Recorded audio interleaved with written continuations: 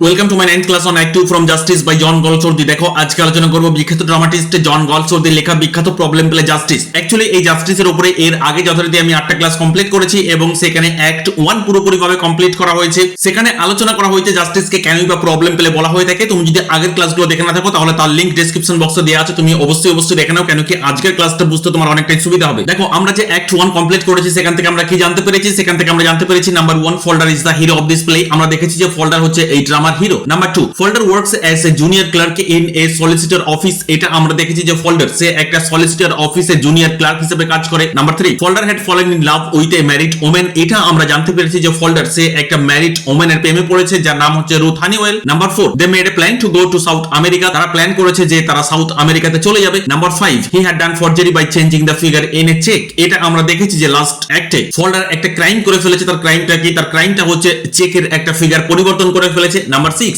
James had detected this forgery. এটা আমরা দেখেছি যে জেমস কি করেছে, এই যে ফরজারি যেটা কিনা ফোল্ডার ঘটিয়েছে সেটা সে ডিটেক্ট করতে পেরেছে। And number 7 detective Wister comes and takes Falder in his grip. এবং একজন ডিটেকটিভ আসছে, সে কি করছে? ডিটেকটিভ আসার পরে ডিটেকটিভ ফোল্ডারকে নিজের আয়ত্তে নিয়ে নিচ্ছে বা নিজের হেফাজতে নিয়ে নিচ্ছে। মোটামুটি এই সমস্ত কি পয়েন্টস গুলো আমরা লাস্ট ক্লাস থেকে জানতে পেরেছি। দেখো word by word line by line text যাওয়ার আগে আমি তোমাকে রিকোয়েস্ট করবো যে আজকের ক্লাসটা তুমি প্রথম থেকে শেষ পর্যন্ত দেখো এবং তোমার যদি ভালো লেগে থাকে তাহলে অবশ্যই তুমি চ্যানেলটা সাবস্ক্রাইব করে এর বেল আইকন প্রেস করে রাখো, কেন কি তোমার সিলেবাসে প্রেসক্রাইব করা প্রত্যেকটা টেক্সটের ক্লাস তুমি প্রতিনিয়ত এখান থেকে পেয়ে যাবে। এছাড়া এখান থেকে ইউজি এবং পিজির অনলাইন গাইডেন্স প্রোভাইড করা হয়ে থাকে। ইউজির ক্ষেত্রে সিধু কানু বিরসা ইউনিভার্সিটি, বাঁকুড়া ইউনিভার্সিটি, বাডোয়া ইউনিভার্সিটি এবং নেতাজি সুভাষ ওপেন ইউনিভার্সিটি। পাশাপাশি পিজির ক্ষেত্রে শুধুমাত্র নেতাজি সুভাষ ওপেন ইউনিভার্সিটির অনলাইন গাইডেন্স প্রোভাইড করা হয়। এর পাশাপাশি ওয়েস্ট বেঙ্গল স্কুল সার্ভিস কমিশনেরও অনলাইন গাইডেন্স প্রোভাইড করা হয়ে থাকে। যদি তোমার অনলাইন গাইডেন্সের প্রয়োজন হয় তাহলে ডেসক্রিপশন বক্সে এবং স্ক্রিনের উপরে তুমি যে কন্টাক্ট ডিটেইলস দেখতে পাচ্ছ তার মাধ্যমে তুমি যোগাযোগ করতে পারো। So let's come to the text. দেখো দ্য টেক্সট অ্যাক্ট 2। এখানে অ্যাক্ট 2 এর সেটিংস কি আছে? এখানে অ্যাক্ট 2 এর সেটিংস আছে এ কোর্ট অফ জাস্টিস। অ্যাকচুয়ালি দেখো অ্যাক্ট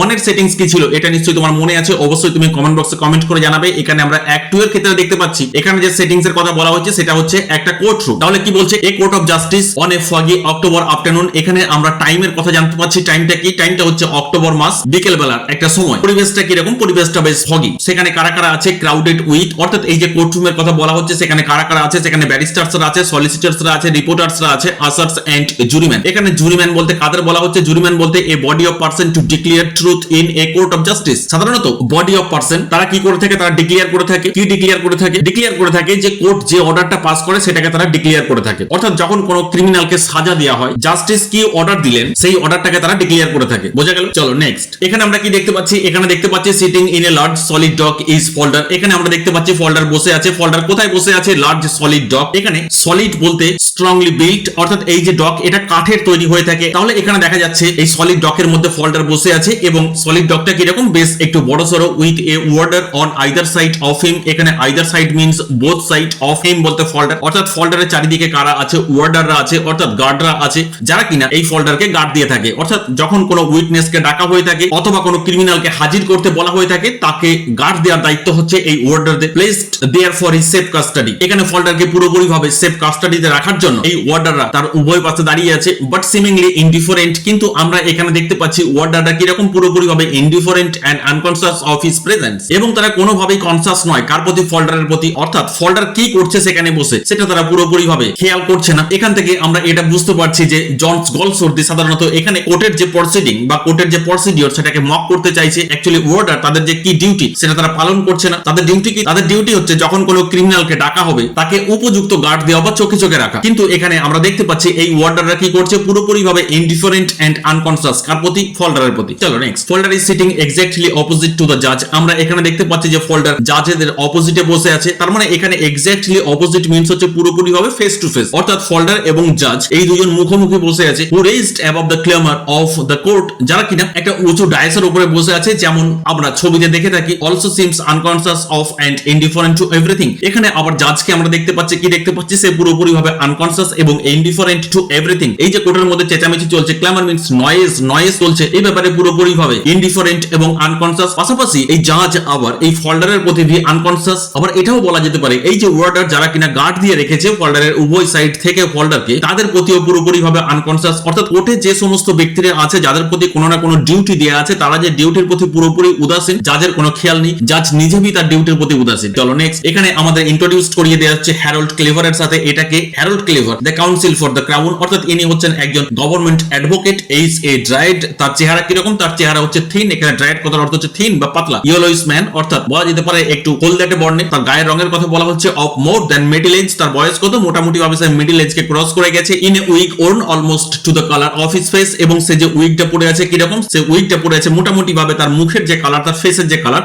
ঠিক সেই কালারে। চলো নেক্সট। আবার এখানে আমরা দেখতে পাচ্ছি আমাদের সাথে পরিচয় করিয়ে দেওয়া হচ্ছে আরেকজন অ্যাডভোকেটকে, যার নাম হচ্ছে হেক্টর ফ্রম। সে কে the counsel for the defence, অর্থাৎ ফোল্ডারের হয়ে এ কেস লড়তে এসেছে। এ কিরকম? Is a young tall man clean shaved, অর্থাৎ তার মুখে কোনো দাড়ি নেই। টল ম্যান মোটামুটি ভাবে বেশ হাইট বলা একজন ব্যক্তি, এবং ইয়ং এবং খুব যুবক। In a very white wig, এবং সে যে উইগটা পরে আছে কি কালারের? ইন হোয়াইট কালারের। এমং দ্য স্পেক্টেটরস, অর্থাৎ এখানে স্পেক্টেটরস মিন্স দর্শকদের কথা বলা হচ্ছে। আমরা জানি যে কোর্ট যখন প্রসিড হয়, অর্থাৎ কোর্টে যখন কেস চলে, তখন সেখানে হাজির থাকে কারা? হাজির থাকে দর্শক হিসেবে বাদী এবং বিবাদী উভয় পক্ষের মানুষজনই হাজির থাকে। তাহলে আমরা এখানে দেখতে পাচ্ছি যে কোর্ট চলছে এবং সেখানে বাদী এবং বিবাদী উভয় পক্ষেরই স্পেক্টেটরসরা হাজির আছে। সেখানে কে কে আছে? James Howe, Walter Howe, Cowley and Cassier, এই সমস্ত ব্যক্তিরা আছেন। Having already given their evidence, এই James Howe, Walter Howe, Cowley and Cassier এরা সাধারণত আগেই তাদের যে উপযুক্ত সাক্ষী প্রমাণ দিয়ে ফেলেছে। চলো নেক্সট। এরপরে কার পালা? Oyster the detective is just living the witness box, এই সবেমাত্র উইটনেস বক্স থেকে নেমে আসছে, যে কিনা তার বর্তমান টাইমে সাক্ষ্য প্রমাণ কোর্টে প্রডিউস করেছে। ক্লিভার কি বলছে? ক্লিভার বলছে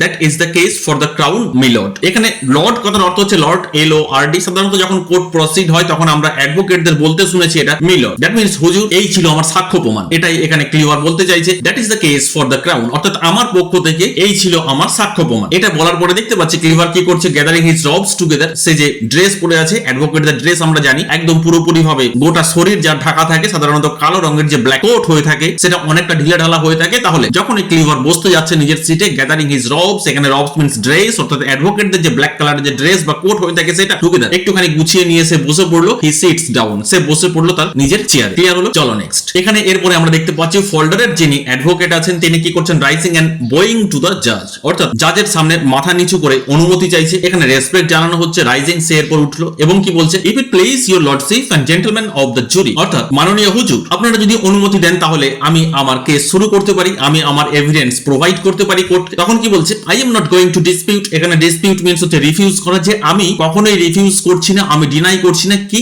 দ্য ফ্যাক্ট, দ্য ফ্যাক্ট বলতে the prisoner alter this cheque, অর্থাৎ আমার মক্কেল সে কি করেছে? সে যে এই চেকের ফিগার চেঞ্জ করেনি এটা আমি কখনো বলছি না। দ্যাট মিন্স আমার মক্কেল এই চেকের ফিগার চেঞ্জ করেছে, এটা আমি স্বীকার করে নিচ্ছি। আই অ্যাডমিট ইট, আমি এটা স্বীকার করছি। কিন্তু I am going to put before you evidence as the condition of his mind, কিন্তু আমি এখন কোর্টে যেটা প্রোভাইড করতে চলেছি, কি প্রোভাইড করতে চলেছি? এভিডেন্স, প্রমাণ, সাক্ষী প্রমাণ প্রোভাইড করতে চলেছি। কিসের সাক্ষী প্রমাণ? To the condition of his mind, অর্থাৎ আমার মক্কেল এই যে অপরাধ করেছে সে অপরাধ করার সময় তার কন্ডিশন কি ছিল, অর্থাৎ তার কন্ডিশন বলতে কন্ডিশন অফ মাইন্ড, অর্থাৎ তার মোটিভ কি ছিল, কেন সে এটা করলো। সে তো কারো দ্বারা প্রভোক্ট হতে পারে, এটাই বলতে চাইছি এখানে ফ্রম। এই জন্যই বলা হচ্ছে I am going to put before you, অর্থাৎ আপনার সামনে আমি কি দিতে চলেছি? এভিডেন্স দিতে চলেছি। কি হিসেবে? Evidence as the condition of his mind, অর্থাৎ আমার মক্কেলের মনোভাব কেমন ছিল, তখন তার মোটিভ কি ছিল, আমি সেটা প্রমাণ করতে চলেছি। এন্ড টু সাবমিট দ্যাট, এবং এটা আমি অ্যাপিল করছি। কি অ্যাপিল করছি? That you would not be justified, that means এটা খুবই খারাপ হবে, হ্যাঁ না? You would not be justified, অর্থাৎ আপনি যদি বিচার ঘোষণা করে দেন বা আপনি যদি অর্ডার দিয়ে দেন তাহলে এটা কিন্তু ঠিক হবে না, ইট উড বি রং, এটা কিন্তু ভুল হবে। ইন ফাইন্ডিং, এখানে ফাইন্ডিং মিন্স কনক্লুশন অথবা অর্ডার, অর্থাৎ আপনি যদি অর্ডার দিয়ে দেন দ্যাট হি ওয়াজ রেসপন্সিবল, অর্ডারটা কি? যে এখানে ফোল্ডারই হচ্ছে রেসপন্সিবল, সে হচ্ছে ক্রিমিনাল, তাকে যদি আপনি অ্যাকিউজড হিসেবে ঘোষণা করে দেন for this actions at the time, এই সময়ে যে ফোল্ডারই এই কাজটা করেছে তাকে যদি আপনি অ্যাকিউজড হিসেবে ঘোষণা করে দেন তাহলে কিন্তু তার প্রতি এটা সঠিক বিচার করা হবে না, it would not be justified, এটা কিন্তু সঠিক বিচার করা হবে না। কার জন্য? ফোল্ডারের জন্য। চলো next. I am going to show you, এখন আমি আপনাকে দেখাতে চলেছি, আমি এখন কোর্টে প্রডিউস করতে চলেছি in fact that he did this, সে এটা করেছে in a moment of aberration. এখানে অ্যাবারেশন মিন্স তুমি এটা বলতে পারো যে ফেলিয়ার অফ ইন্টেলেকচুয়াল, অর্থাৎ সে কিছুক্ষণের জন্য নিজেকে ঠিক করতে পারেনি যে সে কি করবে, অ্যামাউন্টিং টু টেম্পোরারি ইনস্যানিটি। এখানে temporary insanity means temporary madness, অর্থাৎ কিছুক্ষণের জন্য সে কি করেছিল? তার যে মেন্টাল ব্যালেন্স বলা যেতে পারে, তার যে বুদ্ধিমত্তা, তার যে বিচার বিবেচনা করার ক্ষমতা, সেটা সে হারিয়ে ফেলেছিল। এই জন্যই বলা হচ্ছে হি ডিড দিস, সেটা অবশ্যই করেছিল। কিভাবে করেছিল? In a moment of aberration, অর্থাৎ কয়েক মুহূর্তের জন্য সে কি করেছিল? সে তার ইন্টেলেকচুয়ালকে হারিয়ে ফেলেছিল, অর্থাৎ বলা যেতে পারে failure of his intellectual and amounting to temporary insanity. এবং সে কি করেছিল? তার মধ্যে একটা টেম্পোরারি ম্যাডনেস দেখা গেছে, অর্থাৎ সে ভেবে উঠতে পারেনি যে সে কি করতে চলেছে, এর পরিণাম কি হতে পারে। Caused by the violent distress under which he was labouring, এবং যে কারণে সে কি করেছে? সে একটা ডিস্ট্রেসের মধ্যে ছিল, অর্থাৎ বলা যেতে পারে তার মধ্যে কোনো রকম কোনো মানসিক ভারসাম্য ছিল না, সে সাফার করছিল কোনো না কোনো এক্সট্রিম অ্যাঙ্গুইশ এর মাধ্যমে। এই জন্য বলা হচ্ছে by the violent distress under which, যার দ্বারা হি ওয়াজ লেবারিং, অর্থাৎ সে কি করছিল? সাফার করছিল, তাকে কোনো না কোনো কিছু করতে হতো। Gentleman, the prisoner is only 23 years old. তখন আবার এখানে আমরা দেখতে পাচ্ছি ফ্রম কি মনে করিয়ে দিচ্ছে, ফ্রম এটা মনে করিয়ে দিচ্ছে মাই লর্ড, আমার মক্কেল ইনি হচ্ছেন মাত্র 23 বছর বয়সে। সুতরাং তার পক্ষে এরকম একটা কাজ করা কখনোই সম্ভব নয়। কেন কি? তার সামনে এখনো উজ্জ্বল ভবিষ্যৎ পড়ে আছে। সে কেন এটা করলো, এটা আগে দেখতে হবে। কেন করলো? সে করেছে এটা বড় কথা নয়, সে কেন করলো এই কেনটাকেই আমাদের খুঁজতে হবে। কেন কি? তার বয়স যথেষ্টই কম, সে পুরোপুরি হবে একজন যুবক, তার বয়স জাস্ট 23 ইয়ার্স। এটা কিন্তু হামেশাই শর্ট কোশ্চেনে এসে থাকে, মনে রাখ। চলো নেক্সট। তো সেই কারণে এখন আমি কি করতে চলেছি? I shall call before you a woman. এখন আমি সাক্ষী হিসেবে একজন মহিলাকে ডাকতে চলেছি, ফ্রম হোম, যার কাছ থেকে আপনি কি জানতে পারবেন? You will learn the events, আপনি এটা জানতে পারবেন সেই ঘটনাটা that led up to this act, অর্থাৎ যেটা কিনা ফলডারকে বাধ্য করেছিল এই ধরনের একটা কাজ করার ক্ষেত্রে। You will hear from her own lips, এটা আপনারই শোনা উচিত, অর্থাৎ কোর্টের শোনা উচিত এটা তার নিজের মুখ থেকে। কার মুখ থেকে? এখানে এই ওমেনের মুখ থেকে। The tragic circumstances of her life, অর্থাৎ আমি যে ওমেনকে ডাকতে চলেছি তার জীবনটা যে কতটা দুর্বিষহ, তার জীবনটা যে কতটা ভয়ঙ্কর হয়ে উঠেছে, তার জীবনটা যে কতটা নরকীয় হয়ে উঠেছে, এটা অ্যাকচুয়ালি কোর্টের শোনা উচিত, আপনার শোনা উচিত তার মুখ থেকে, আমার মুখ থেকে নয়। এটা কে বলছে? এটা ফলডার বলছে। The still more tragic infatuation with which she has inspired the prison. এখানে ট্র্যাজিক ইনফ্যাচুয়েশন মিন্স, এখানে tragic infatuation means unhappy attraction. The still more tragic infatuation অর্থাৎ আনহ্যাপি অ্যাট্রাকশন উইথ হুইচ, যার সাথে she has inspired the prisoner, যে কিনা আমার মক্কেলকে provoke করেছিল এই ধরনের একটা কাজ করার ক্ষেত্রে। চলো next. This woman gentleman has been leading a miserable existence with a husband who habitually ill uses her. আমি যে ওম্যানের কথা বলতে চাইছি, this woman gentleman has been leading a miserable existence, সে কি করছে? সে তার যে লাইফ, এখানে miserable existence means miserable life, সে তার মিজারেবল লাইফ লিড করছে কার সাথে? উইথ এ হাজব্যান্ড, তার হাজব্যান্ডের সাথে, যে কিনা কি রকম? হু হ্যাবিচুয়ালি ইল ইউজেস হার, যে কিনা সবসময় তাকে ইল ট্রিট করে থাকে, তার সাথে বাজে ব্যবহার করে থাকে, তার সাথে অত্যাচার করে থাকে। এরকম একটা অত্যাচারী হাজব্যান্ডের সাথে সে তার মিজারেবল লাইফকে লিড করছে, অর্থাৎ এই হাজব্যান্ডটি তার লাইফটাকে নরক করে তুলেছে। সে একটা নরকীয় লাইফ লিড করছে কার সাথে? তার হাজব্যান্ডের সাথে। কেন কি? তার হাজব্যান্ড কোনো মতেই ভালো মানুষ নয়। বোঝা গেল? সাধারণত এই ধরনের ঘটনা আমরা আমাদের সোসাইটিতে দেখতে থাকি বা অনেক সময় নিউজ পেপারেও দেখেছি। অ্যাকচুয়ালি দেখো, এই যে সোশ্যাল প্রবলেমস, যেটা কিনা একজন নারী অথবা একজন মহিলা সে তার হাজব্যান্ডের দ্বারা অত্যাচারিত হচ্ছে, এটাই তো আমাদের সোশ্যাল প্রবলেমস, না তাই না? তাহলে আমরা বলতে পারি যে অ্যাকচুয়ালি জন গলসওয়ার্থি উনি কি করেছেন? উনি স্টেপ বাই স্টেপ আমাদের সোশ্যাল প্রবলেমস কে তুলে ধরার চেষ্টা করেছেন এই ড্রামার মাধ্যমে। From home she actually goes in terror of her life, আর যার কারণে সে কি হচ্ছে? আর যার কারণে তার জীবন সংশয় হয়ে উঠেছে। Goes in terror of her life, যার কারণে তার জীবন সংশয় হয়ে উঠেছে। এখানে এই মহিলার জীবন সংশয়ের কারণ কি? এখানে জীবন সংশয়ের কারণ হচ্ছে তার হাজব্যান্ড। এখন তার হাজব্যান্ডের নাম কি সেটা অবশ্যই কমেন্ট বক্সে কমেন্ট করে জানাবে। Terror of her life, that means জীবন সংশয়। সে আদৌ বাঁচবে কি বাঁচবে না, এরকম একটা পরিস্থিতির মধ্যে চলে গেছে এই লেডি। বোঝা গেল? চলো নেক্সট। তারপরে কি বলছে? অফকোর্স, অবশ্যই, আই এম নট সেইং, আমি এটা বলতে চাইছি না মিলর্ড, কি বলতে চাইছি না, that it is either right, যে এটা সে ঠিক করেছে। কে ঠিক করেছে? ফলডার, অর্থাৎ ফলডারের তরফ থেকে ফলডার যেটা ঠিক করেছে মিলর্ড, আমি এরকম বলতে চাইছি না। Or desirable for a young man, এবং বলা যেতে পারে যে একজন ইয়ং ম্যানের কাছ থেকে এটা কখনো আশা বা প্রত্যাশা করা যেতেই পারে না। কোনটা? To fall in love milord, যে একজন বিবাহিত মহিলার প্রেমে পড়বে 23 বছরের একজন যুবক, এটা কখনো একটা যুবকের কাছ থেকে আশা করা যেতে পারে না উইথ ম্যারিড ওম্যান, আবার সে কিনা ম্যারিড। সাধারণত আমাদের সোসাইটিতে দেখে থাকি অনেক যুবক কি করে থাকে? এই ম্যারিড ওমেনদের অর্থাৎ বৌদিদের প্রেমে পড়ে থাকে, এবং এটা নাকি হয়ে থাকে যে বৌদিদের প্রেম খুব মাখো মাখো হয়ে থাকে, খুব মিষ্টি হয়ে থাকে। এখন কতটা মিষ্টি কতটা মাখো মাখো যতদিন না পড়ছি বুঝতে পারছি না। বোঝা গেল কিনা? সুতরাং আমরা এটা চেষ্টাও করবো না কখনো। Or that it is his business to rescue her from an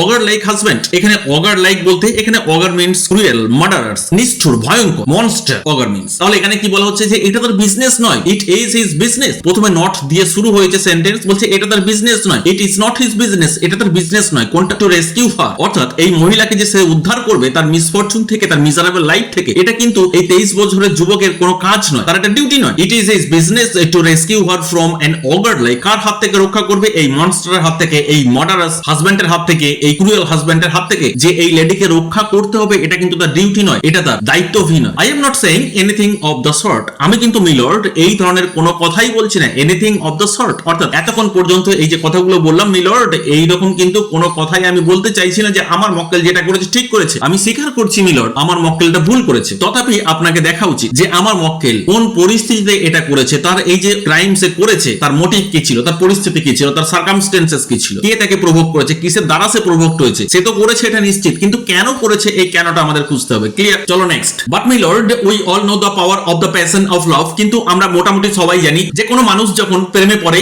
এবং সেই ভালোবাসার মোহে যখন সে আবদ্ধ হয়ে পড়ে বা অন্ধ ভালোবাসার মোহে যখন সে আবদ্ধ হয়ে পড়ে তখন যে সে কত রকম ভয়ঙ্কর ঘটনা ঘটাতে পারে এটা কিন্তু আমরা সবাই মোটামুটি অবগত আছি। I would ask you to remember, আমি আপনাকে এখানে রিকোয়েস্ট করব জাস্ট আপনি একটু রিলেট করার চেষ্টা করুন gentleman in listening to her evidence. এখানে আমি ডাকছি সেই ম্যারিড ওমেনকে এবং তিনি যে সাক্ষ্য প্রমাণ দেবেন তার সাথে একটু এই ঘটনাটাকে রিলেট করার চেষ্টা করুন। দ্যাট যে married to a drunken and violent husband, যে একজন মনস্টার লাইক হাজব্যান্ডকে এবং ড্রাঙ্কেন হাজব্যান্ডের সাথে বসবাস করা যে কতটা ভয়ঙ্কর, তার জীবন যে কতটা নরকীয় হয়ে উঠতে পারে, কতটা ভয়ঙ্কর হয়ে উঠতে পারে, জাস্ট এটা একটু রিলেট করার চেষ্টা করুন my lord. He has no power, তার কোনো পাওয়ারই নেই to get right of him. এখানে গেট রাইট মিন্স ওভারকাম করা অফ হিম, অর্থাৎ তার হাজব্যান্ডের কাছ থেকে সে যে পরিত্রাণ পাবে অথবা এরকম একটা সিচুয়েশনকে যে সে কাটিয়ে উঠবে এরকম কোন রকম কোনো ক্লিউ তার কাছে নেই, কোন রকম কোনো ক্ষমতা তার নেই। হি হ্যাজ নো পাওয়ার, কোনো ক্ষমতা তার কাছে নেই।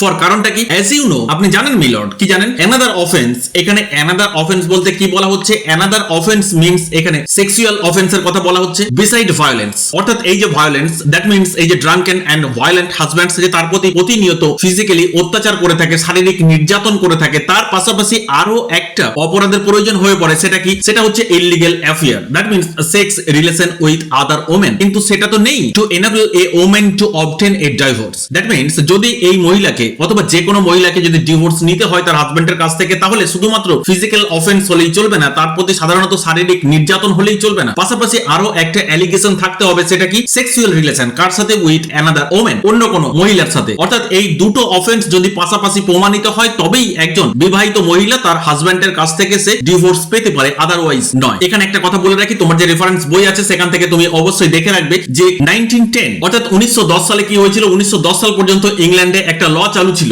ডিভোর্স ল। সেটা কি? সেখানে বলা হয়েছিল যে যদি কোনো হাজবেন্ড তার স্ত্রীর উপরে শুধুমাত্র শারীরিক নির্যাতন করে থাকে অথবা মেন্টাল টর্চার করে থাকে, এই অফেন্সটাই উপযুক্ত নয় তার স্বামীর কাছ থেকে পরিত্রাণ পাওয়ার জন্য বা তার স্বামীর কাছ থেকে ডিভোর্স নেওয়ার জন্য। পাশাপাশি অ্যাডাল্টারি অফেন্সটিও থাকতে হবে। দ্যাট মিন্স বলা যেতে পারে যে সেই হাজবেন্ডের যদি অন্য কোনো মহিলার সাথে ইললিগ্যাল অ্যাফেয়ার থাকে তবেই সে ডিভোর্স পাবে তার হাজবেন্ডের কাছ থেকে, কিন্তু এরকম তো কোনো রকম ছিল না তার কাছে, তাই না? Of this offence it does not appear. That means এখন এর হাজবেন্ডের যে অপরাধ, এর হাজবেন্ডের যে অফেন্স, যেটা কিনা এই মহিলার উপর প্রতিনিয়ত সে শারীরিক নির্যাতন করে থাকে, এটা কিন্তু যথেষ্ট নয়, এটা ফিট করে না, এটা ম্যাচ করে না। কিসের ক্ষেত্রে? That her husband is guilty, যে তার হাজবেন্ড গিল্টি, এবং এই মহিলা যে ডিভোর্স নেবে তার হাজবেন্ডের কাছ থেকে, সুতরাং সে কোনোদিনই ডিভোর্স পাবে না। কেন কি? এখানে তার হাজবেন্ডের কোনো রকম কোনো ইললিগ্যাল অ্যাফেয়ার নেই অন্য কোনো মহিলার সাথে। তাহলে শুধুমাত্র ফিজিক্যাল হ্যারাসমেন্ট অথবা ফিজিক্যাল টর্চার অথবা মেন্টাল টর্চারের মাধ্যমে সে যে ডিভোর্স নেবে তার হাজবেন্ডের কাছ থেকে, এরকম কিন্তু কোনো ওয়ে আউট নেই।